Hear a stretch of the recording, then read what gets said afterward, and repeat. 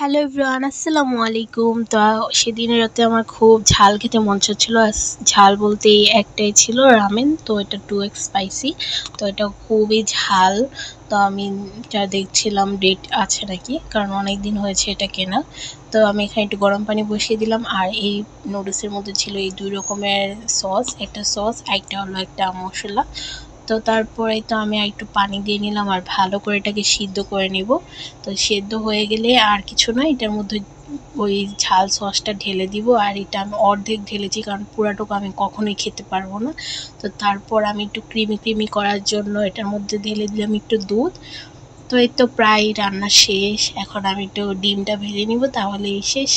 তো এই তো ভালো করে ডিমটা পোস্ট করে নিলাম।